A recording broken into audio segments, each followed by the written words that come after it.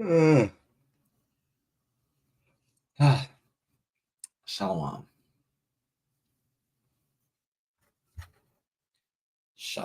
shalom, shalom, Kodash.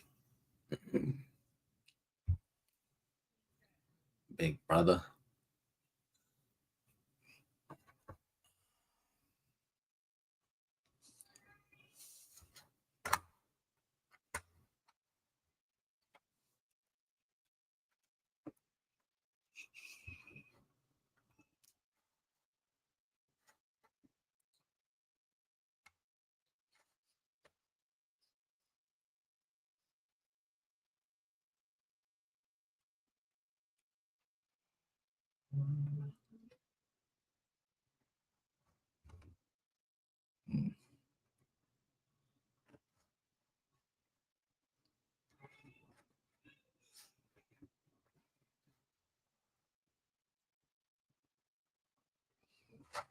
This ain't going on with share.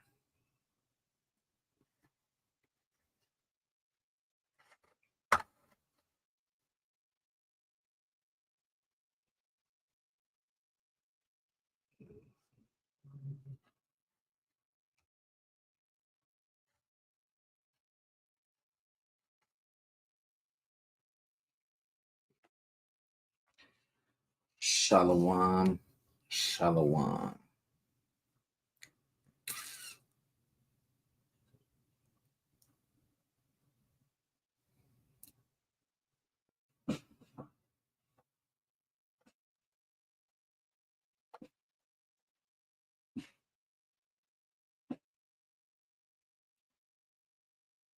Go ahead and get started. First and foremost, I want to give all praise, all honor, and all glory to the Most High God, Yahweh, Ba'ashem, Hamashiach, Yahushua. Today's lesson. Today's lesson is: do you count the cost? Do you count the cost? Probably going to repeat that a lot throughout this lesson. Do you count the cost? How often do we actually count the cost? Right? Hold on real quick.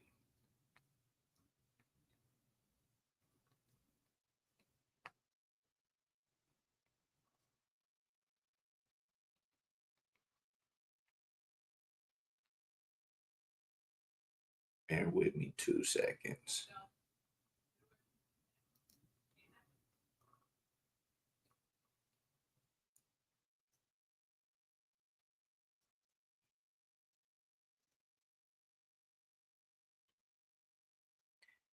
Bear with me.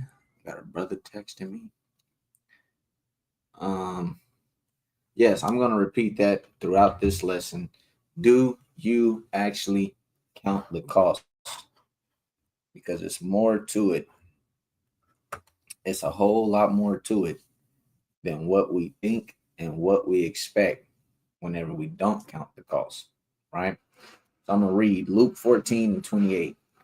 It says, "For which of you intending to build a tower sitteth not down first and counteth the cost, whether he have sufficient to finish it, lest happily after he hath laid the foundation and is not able to finish it, all that behold it begin to mock him, saying, This man began to build and was not able to finish." And was not able to finish. Shalom, Soldier Malachi. Shalom, shalom.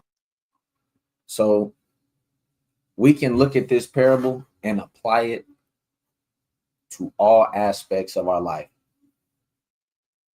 We can look at this parable and apply it to every aspect of our life.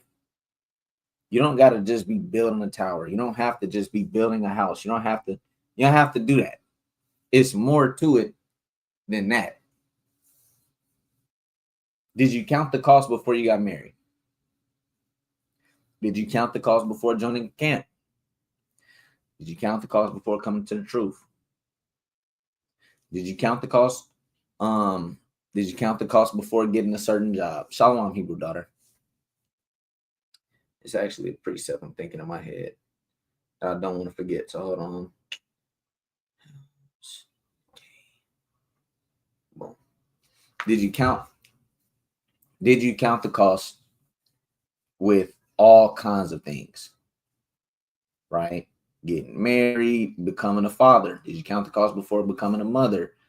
We can look at this and go anywhere, because whatever you do, you have to count the cost. Before you pick a trade, did you count the cost? What does it mean to count the cost? Did you look and see how much labor, how much actually goes into what you're finna do? As our people, we love to talk. We love to say we're gonna do something. We'll start something and we'll never finish it. Won't look back at it. Won't touch it.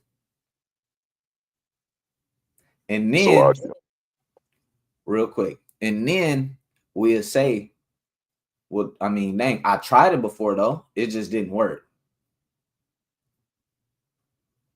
I'm gonna touch back on that. Go ahead, King. Just real quick point. It's easy to underestimate the cost. It's easy to underestimate how much time, effort, energy, blood, sweat, and tears is going to actually have to go into something for it to be successful. That's why it's important to count the cost, because humans, like he say, we like to think big thoughts and talk. You know, we love to make it sound good, but we tend to underestimate the cost. And that, hey man, you gotta count the cost. You gotta count the cost. We like to think that things are gonna be easier than what they are, and that's just not how life works. Especially in this generation, you get on social media, you see somebody doing something, you say, "Oh, that looks easy. Oh, that anybody can do that. Oh, it seems like this. Oh, it seems like that. I can do this. I can do that." And a lot of times we end up brokenhearted or shamefaced or whatever the case is. We ended up hurt because it wasn't as easy as you thought it was going to be. It was not as easy. It was not as good as you thought it was finna be. And it turns out like that all the time. We have brothers come up to us all the time. "Hey, I want to do this." And then it sounds like we being the bearer of bad news when we say, "Okay, it's not going to be as easy as you think." What you got to study it. You got to research it. And we tell them everything that they're going to have to do. And then it bums them out. It's not, we ain't never said don't do it. We said, okay, look, you're going to end up having to do this. Here's what you should do. You should research it first. You should get into the community of it. You should get into the logistics of it. You should see how much it costs. You should see the paperwork on it. You should see the stats, the data, everything you need to do. You need to look into it. And they hear a bunch of that, and it's like, bro, it sounds like y'all just trying to talk me out of it. No. Let's read this verse again. We're gonna keep coming back to this verse. For those that are just now joining in, we're asking, do you count the cost? And it goes into everything we do in our life. It literally goes into every aspect of our lives. It says, for which of you, Luke 14:28, for which of you intending to build a tower sitteth not down first and counteth the cost, whether he have sufficient to finish it. What does that mean? It can be talking about anything. It can be talking about bricks. It can be talking about materials. It can be talking about energy. It can be talking about time. Do you have sufficient materials? Do you have sufficient time? Do you have sufficient energy? All of those things are going to be required to finish building this tower. All of those things are going to be required for you to stay in your marriage. All of those things are going to be required for you to stay at your job. All of those things are going to be required for you to stay being a father, stay being a mother. All of those things are going to be required for you to stay in the truth, to stay on fire. Do you have enough time? Do you have sufficient energy? Do you have sufficient materials? Do you have sufficient spirit? Let's happily, after he hath laid the foundation, we all begin something. It's super easy to begin something. Let's just start. Let's just begin it. Oh my God, it's so fun in the beginning. Let's just start it. Lest happily he have laid the foundation and is not able to finish it. We see it time and time again. People jumping from fad to fad. I started this, but I'm gonna go throw that in the shed real quick, and I'm gonna start something new. I'm gonna start a new hobby, and I'm gonna go throw that in the closet somewhere because I'm kind of done with that. I'm gonna start something new. Or brother working at a certain job, he don't really like it because he thought he would. He thought it was gonna be his career, but he's on to a new job, and now he doesn't have any stability. He's not staying in one spot building something. He's just moving and moving and moving. How many sisters is moving from man to man? You dealt with this, brother. It was fun in the beginning, but he has this problem, this problem, this problem. So I go to another man. Well, it was dope. I thought I would like him, but he has this, and this. And you never counted the cost of that man. Same thing with men going from woman to woman. Shalom, Debar. Going from woman to woman to woman, right? It says, less happily after he had laid the foundation is not able to finish it. All that behold it begin to mock him. People will mock you. Your works follow you. This is something that me and Mahar preach in the camp often. Your works follow you. After so long, if a brother keeps starting something and never finishing, and he tell me he's gonna start something, okay, I'm not gonna believe him. Believe him for what? You told me you was gonna start this, never did it. You told me you was gonna start that, never finished it. You told me you was gonna do this, never went through with it. It takes so much more than just the beginning inspiration. It takes discipline. So another key thing to consider when you counting the cost, you got to consider, do you know what you're doing, right?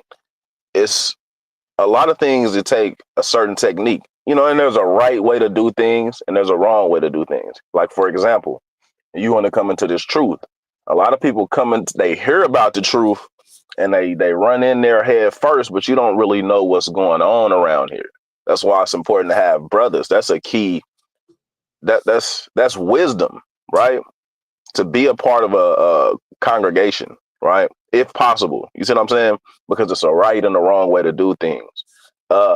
You running around here with no counsel, right? Nobody to hold you accountable. That's not how you do the truth. I mean, it's a lot that goes into it, but even if you want to build a house, I got a precept, by the way. Even if you want to build a house, sure, you can have all the lumber you need, all the cement, whatever the case may be.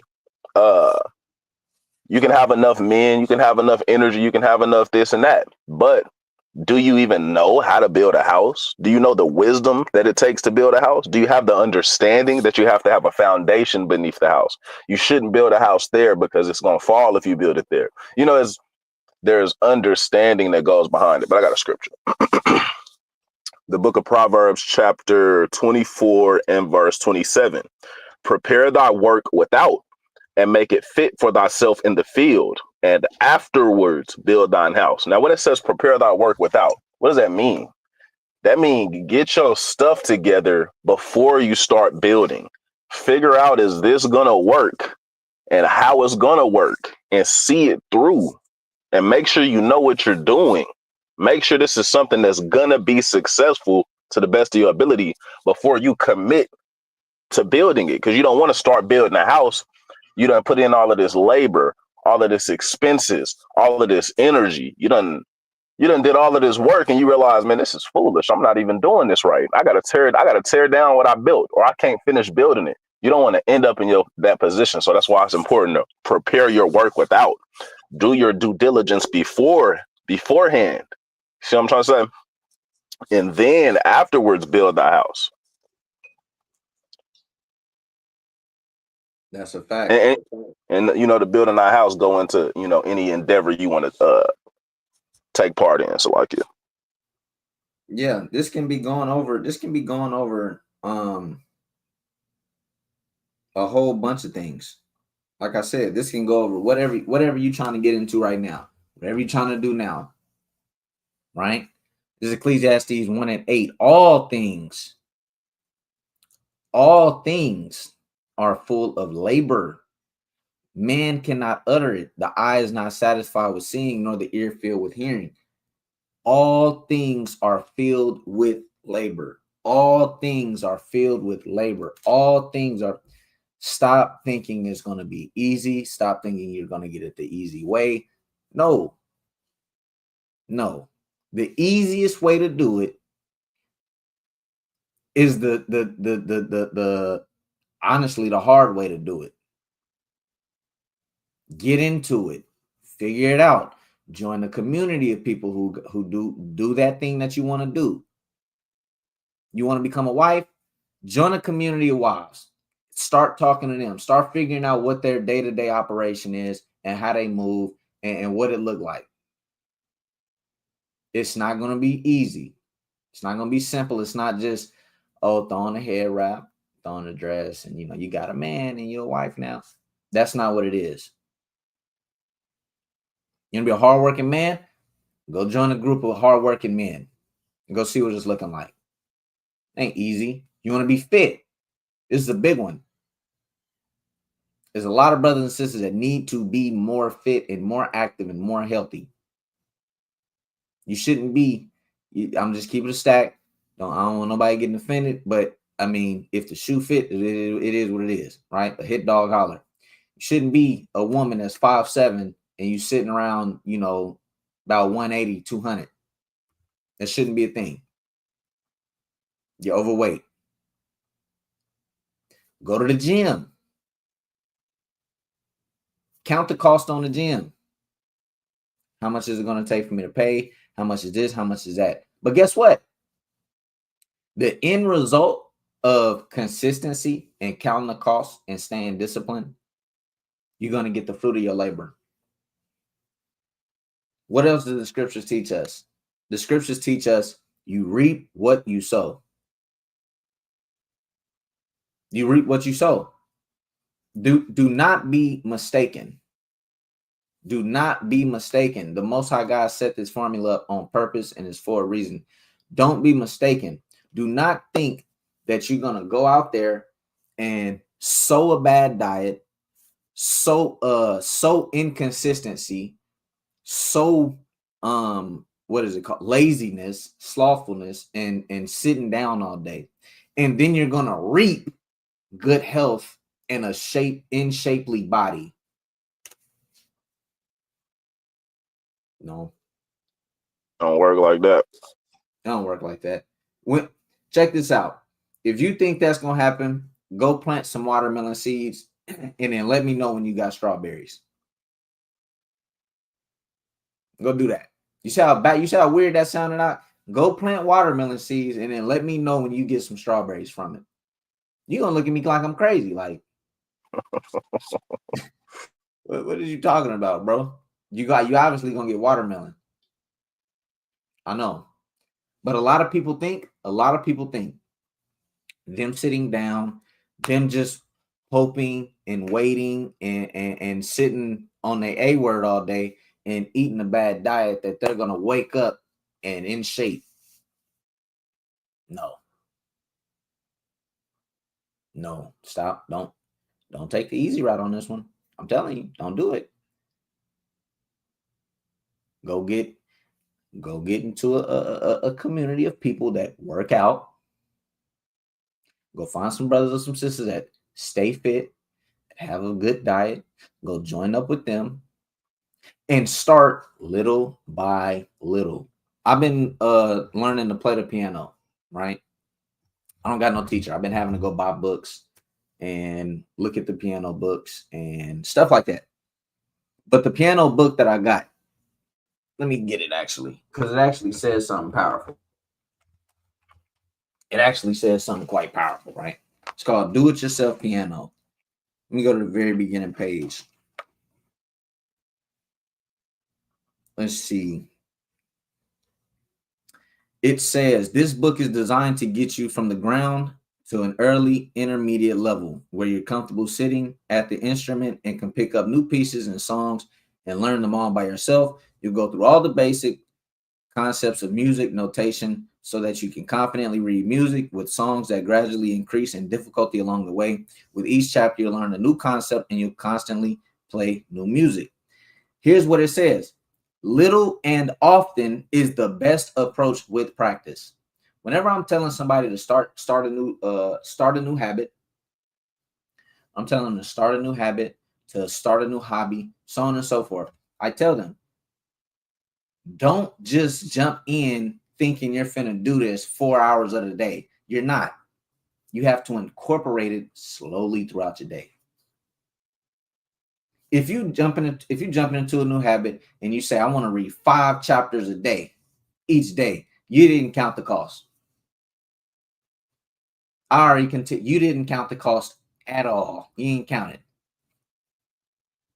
You didn't think about you got school over here. You didn't think about you got to go to work. You didn't think about the kids. You didn't think about your wife. You didn't think about you got to go take them to practice. You didn't think about you got to go to the park. You didn't think about none of that. You just, I'm going to start reading 5 chapters a day. Day one, you read that 5 chapters. Yeah, I'm still inspired. This is good. Day 2, something happened. I couldn't get to them 5 chapters today. Day 3, you want to get to the 5 chapters. You're thinking about it, but you just can't get to it. I can't get to it. Now, guess what? The inconsistency is broke up, and now you're no longer building that habit because you bit off more than you can chew. This book says little and often is the best approach with practice, right?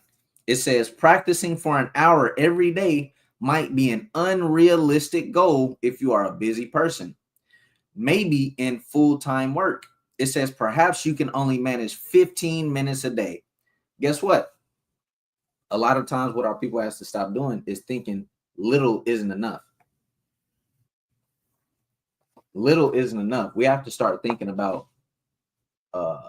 compounding. Salakia. Go ahead, King.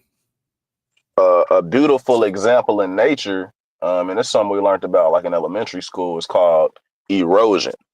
And so the thing about erosion is, I'm pretty sure you know what I'm going into. It's like let's say you got a droplet of water, and it's dripping on a rock for just continually. The way it's positioned, the water just keeps dripping in this one spot, like bloop, bloop, bloop. It don't got to be a big wave. It don't got to be a tsunami. It's just one driplet of water, and they keep striking this rock. Over time, the rock begins to erode, and the droplet of water starts changing the shape of the rock. And they say this is how a lot of canyons and things of that nature are formed, just by erosion. And every year, as water passes through these places, it's shaping and eroding, the rock. But you would think, just on a surface level, water can't do nothing against a rock. This is a rock. The rock is too strong. The rock is unmovable. Water is flimsy. It's just water. But through repetition, through little by little, through consistency, hey, this water done changed the shape of this whole rock, man. That's a fact. You can take a pressure washer. You can take something that's going to shoot extremely hard water at this rock. The rock won't move. Rock won't budge. It won't change shape at all.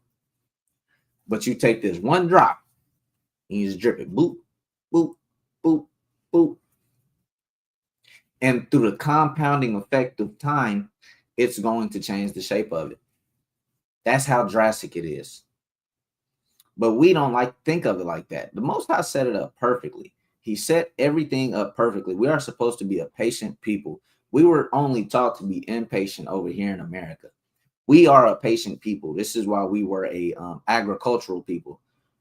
Agricultural people have a lot of patience. You have to. You're growing fruit. Growing fruit don't happen overnight. Even the fastest things that grow, it don't happen overnight. You gotta wait. If you want to reap the fruit, you have to wait. You want to grow a tree? Guess what? You gotta wait. You want to grow some apples, you want to grow strawberries, you want to grow oranges, you want to grow whatever you want to grow. You're going to have to wait. And guess what you're going to have to do? Because it says all things are full of labor. You're going to have to go in and water it. That's the consistent work. You got to go water it, and you got to wait, and you got to have some patience, and you got to be consistent. It's going to take some time. But in the end, you're going to get the fruit. Go ahead, King. That's the formula you just laid out. Y'all might, when this is over, y'all might need to go rewind that as Zion clip that.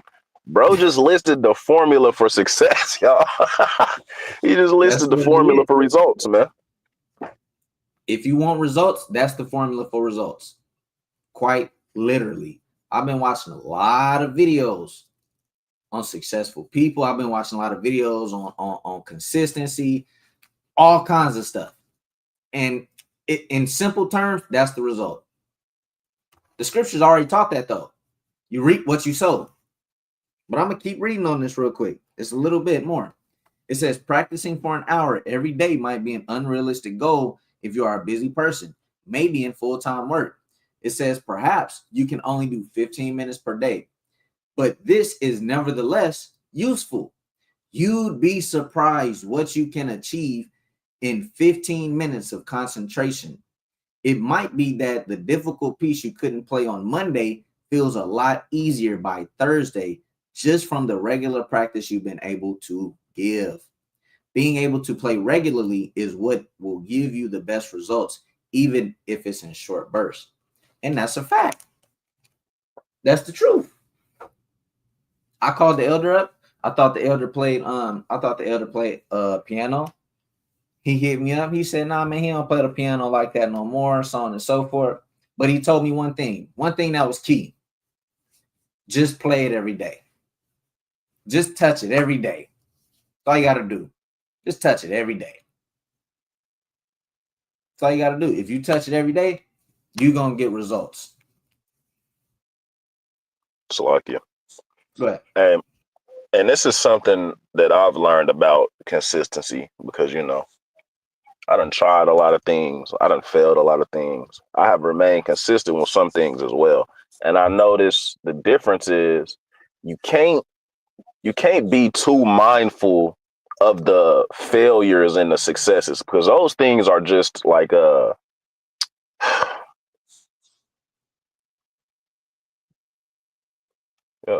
those things are no, it's like relative. It's just how it's based on perception. You know, you let's say you start playing the piano and you want to play this song, but you mess up. Bro, it's okay. It's not even about. That's just a perceived goal you set, brother. The point is you're practicing the piano and you're getting better. It's about consistency. The goal is consistency. The fruit is, you know, you're going to get good at songs. The fruit is, you know, you might become a master piano player over time, but the goal is consistency. And this is a saying that I coined, like, how can I say? Sometimes you win in the game, sometimes you lose in the game. But what matters is staying in the game, right? Once you quit the game, that's when you lose. You don't got to be the best. You're not going to be the best when you first start out, first off. That's what Jake need to understand. If somebody is promising you something that's quick and easy, probably don't follow after them. Probably don't go in the way that they tell you because that's just not the way the Most High set it up. Like Afsar Haran was saying, we was created to be a patient people. The Lord set up things to teach us patience. You got to walk in patience if you want lasting results. Patience is part of the formula. Consistency is part of the formula. Being diligent, working hard and consistently at something is part of the formula. Maintaining your vision and staying focused on this goal you set out to achieve is part of the formula. You can't remove parts of the formula. You're going to get a different result, and it's not going to be what you was looking for. It's so many examples. Sorry for going on a long speech.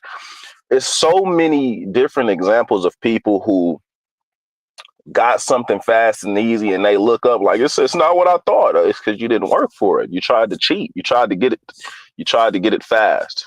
And there's always a catch when it's fast and easy. Let me see.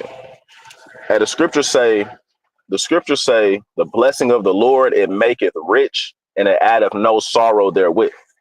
And the thing about the blessing of the Lord is you got to follow the Lord's formula. It don't come fast and easy. The Lord can bless you suddenly, but you got to be consistent and diligent. Like the Lord gonna give it to you when you deserve it, not when you just because you want it. But I got a scripture, and I digress. The book of Proverbs, chapter 20 and verse 21. An inheritance may be gotten hastily at the beginning, but the end thereof shall not be blessed. So an inheritance may be gotten quickly. Now, an inheritance, it goes into like money or whatever the case may be. But on a spiritual level, this wealth, it could be wisdom, understanding. It could be actual money. It could just be success in any endeavor. And the point is, you can get it fast, but the end thereof is not going to be blessed, right? The end of it is not going to be blessed because it's not going to endure. It's not going to last. Like in sports, some people try to get an edge over the competition, over their other competitors by what? Using performance enhancing drugs. But they don't what they do. The information is out there. These performance enhancing drugs will kill you. So it's not really a win. It's a trade-off. It's not lasting. The end thereof is not going to be blessed. But Salakia, I digress. Nah, you good. That actually let me get to this verse that I wanted to get to. Proverbs 13 and 11. Wealth gotten by vanity shall be diminished, but he that gathereth by labor shall increase. If you getting some money by vanity, or it's going to be fast money, whatever the case is, it's going to be decreased. Right? Here it is in the GNT. The more easily you get your wealth, the sooner you will lose it. The harder it is to earn, the more you will have. Why? You worked for it. This is what the Most High God is teaching us. You worked for it. You put in time for it. You put blood, sweat, and tears into it. You're going to take care of it. This is why a lot of people who are born into wealth end up doing drugs or tricking the money off. They didn't earn it. That part. They never earned it. This is the formula that the Most High, if we just start looking at what the Most High is trying to tell us and look at the formula he set up for us, a lot of things are going to be just so much more easier to deal with. You're not going to feel like you're getting tricked and bamboozled and it's supposed to be this way and it's supposed to be like this. No. You didn't work for it. If you didn't work for your body and you just went and got surgery, your body is going to be ruined in the next couple of years. You didn't work for it. Versus the man or woman that worked for their body, they're probably going to keep it in shape. They're probably going to keep it like, nah, I put in too much effort into this just to let this go. The person that's wealthy, that has a lot of money, they not just finna let you come and get some of their money. No, hold on. What do you need it for? You don't know what I did for this. I didn't work 12s. I didn't did this. I had to look into stuff. I had to do all kinds of things just to get to where I'm at. I had to save a lot of money. The money you asking for, it took me 3 years to save it up. It took me 3 years. Hey, and go ahead, Swat. Real quick, hey, they developed that level of consistency. That's why their blessing is gonna last, because they actually developed that discipline to maintain it. When you do it the quick way, you skip over the discipline, you skip over all of that, man, and you're gonna fall on your head. Yeah, you skip levels. Guess what? If you end up falling and you skip levels, say you skip levels by luck, right? You skip level 1, 2, 3, and 4. You got straight to 5. If you end up falling and you don't know how to deal with level 1, you're never gonna get back up to level 5. You skipped it. You didn't learn what you needed to learn through levels 1 through 4. You never learned it, right? So all of this is going into count the cost. All of this is going into everything because it let's go back to it. Go back to it. Whether ye have sufficient to finish it, you have to look into all these things, all these variables. It's Ecclesiastes 10 and 18. By much slothfulness, the building decayeth, and through idleness of the hands, the house droppeth through. What happens whenever we start something? When we think we want to start something, we have the desire, we got all that fire, we got all that energy, we got all that height, all that in the very beginning, and we started and we lose that desire. Guess what? Then comes slothfulness, because I don't want to read today. I don't want to be a good husband today. I don't want to be a good wife today. I don't want to go to work today. Guess what? In comes slothfulness. A disciplined person isn't slothful. A consistent person isn't slothful. It says, by much slothfulness, the building decayeth. This building we see in the scriptures, this building can represent anything, whatever you want to build on a spiritual level. I can have all this energy to play this piano, but as soon as I lose this energy and discipline don't turn on, guess what? That building is going to decay. And through idleness of the hands, guess what? I'm not going to be putting forth work to it anymore. Just like with the representation of the plants and the watering, you go to plant a watermelon seed, you water it 2 days in a row because you were so excited, like, I can't wait to get these watermelons. And then you start thinking, damn, I haven't seen anything grow yet. Day 3 happened. I haven't seen anything grow yet. What's going on? You didn't count the cost on how fast watermelons grow or how slow they grow. You didn't count the cost. You didn't count the cost on how much sun they need. You didn't count the cost on how much water they need. You didn't count the cost on how much work it's going to take. So you now lose hope in it. And you don't get the reward. I was finna say you don't get the reward for your labor. You actually get that reward for your labor. The reward for your labor was no watermelons. You didn't stay consistent. You didn't stay disciplined. You're not going to get the fruit.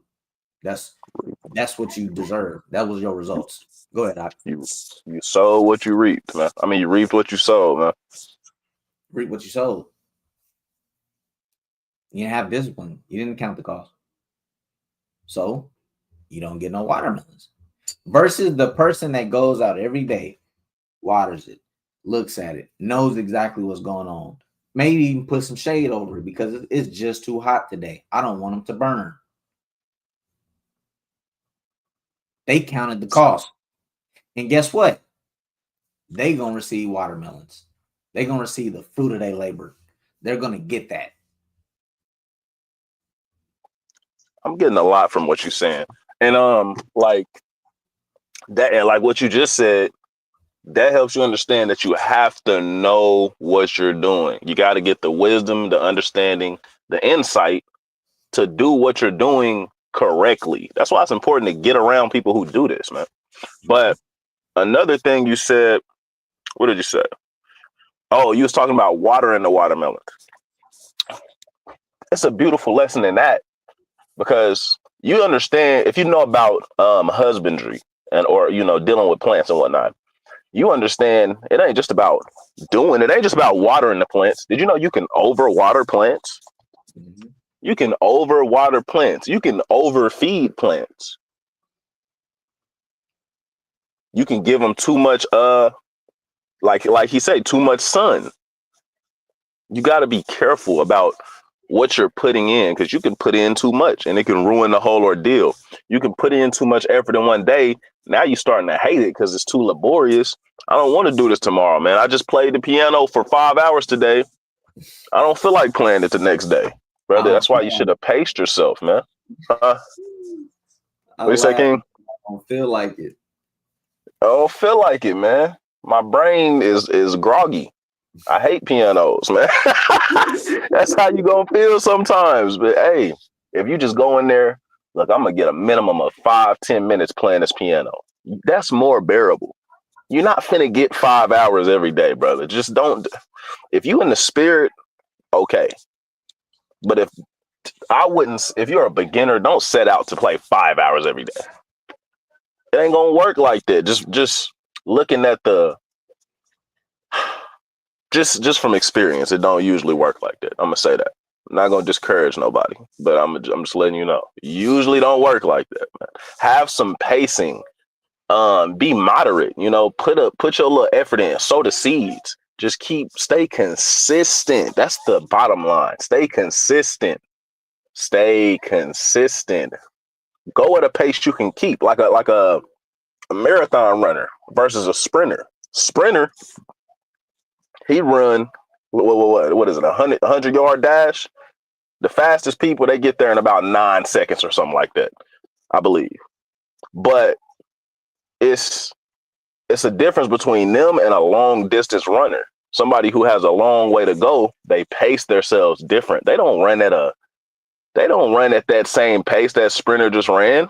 Nah, they kind of get a more feasible stride going, a more feasible pace that they can keep up for a long duration of time. Because they understand this is not a one-day thing.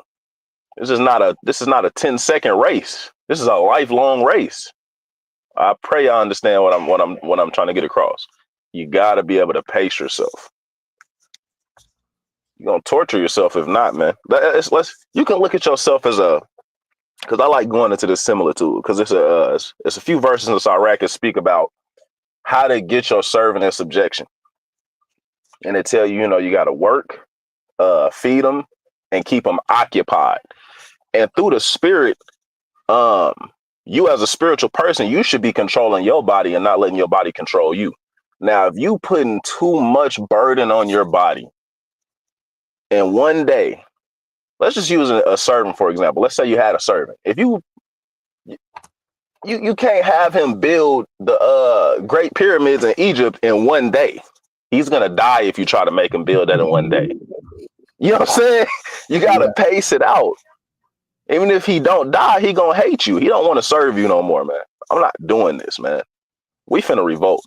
That's what your body is going to do to you if you start doing too much, bro. You already got a lot of responsibility.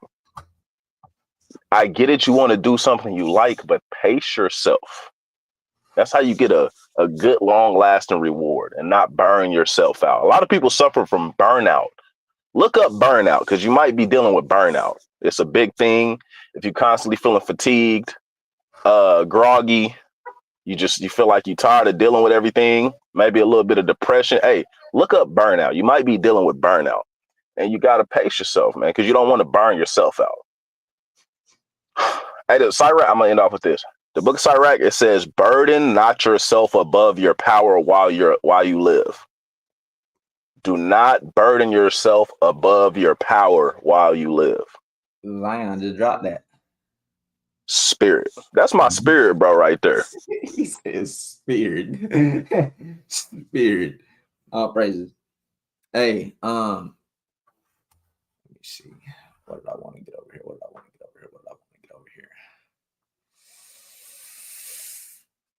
I should have highlighted it because I don't know what I wanted over here no more. Oh, here it is. Boom. No. It should be right here though. Boom. Proverbs 4:7. Wisdom is the principal thing. Therefore, get wisdom, and with all thy getting, get understanding. Understand what you are getting yourself into. These are key things. Understand what you are getting yourself into, right? And I want to grab this because this is what kind of what Malachi was going into. Even Paul speaks about it. 1 Corinthians 9:24. Know ye not that they which run in a race run all, but one receiveth the prize. So run that ye may obtain. You have to run that you may obtain, right? And every man that striveth for the mastery is temperate in all things. Now they do it to obtain a corruptible crown, but we an incorruptible. I therefore so run, not as uncertainly, so fight I, not as one that beateth at the air, but I bring my body, but I keep my body, but I keep under my body and bring it into subjection, lest that by any means, when I have preached to others, I myself should be a castaway. So what is he talking about? He keeps his body in subjection to what his mind wants, in subjection to how he wants to run this race, in subjection to how he wants to preach, in subjection to all these things. That way he's not a hypocrite. A lot of times our people are hypocrite. We know how to do everything on earth and we ain't got no results. We know how to do everything. Hey, you want to keep a wife? This all you got to do. And the brother that's talking, he ain't kept a marriage. Hey, you want to get rich? This how you got to get rich. And the brother talking can't save $5. He didn't bring his body under subjection. If a person come to me with counsel and I don't got results in it, I'll tell them, look, this is what I've heard this person say. He got results. Or I'll just send you that person. Or I'll say, ain't been through it, bro. Can't guide you on it. I can get somebody that has, though. That's just wisdom. I don't have that. I don't got that. I don't got that belt. I don't have that title. I didn't win that race. I can't tell you how to do that. Brother come to me and ask me, hey man, I'm trying to master the piano. How can I do that? Couldn't tell you, bro. I don't know. But a lot of our people, we like to think we know everything. All you got to do is this and just do this and do it step by step. It's that. No, what Paul is saying, he brings his body under subjection that he don't be a hypocrite. Let's not be hypocrites, right? I'm going to end it off. With this. 1 Corinthians 15 and 58. This is something I used to bring out all the time. Therefore, my beloved brethren, be ye steadfast, unmovable, always abounding in the work of the Lord, for as much as ye know that your labor is not in vain in the Lord. Your labor is not in vain. But guess what? You have to be steadfast and unmovable, meaning what? Consistent and disciplined. This goes throughout your daily life. All of these things can go back to the work of the Lord. We need more doctors. We need more artisans. We need more people in the community. We need builders. We need more counselors. We need less brothers with just doctrine and more brothers with results and hands-on activity to build us up. This doctrine is cool. The doctrine is cool. It's all great. But you got a lot of brothers arguing and debating and this and that and the third. Brothers don't know how to even come together and be brothers. We need results. The doctrine is love thy neighbor as thyself. That's the doctrine. That's what it is. So what do we need to do? We need to count the cost. We need to stay consistent and we need to stay disciplined. Right? Malachi, do you have anything else? No, sir. Con. The water for everybody tuning in. The water for everybody that came in and said shalom. That's all we have for this week. We want to end it off by giving all praises, all honor, and all glory to the Most High God Yahweh, by Hashem Hamashiach Yahushua. And we want to say shalom. Shalom.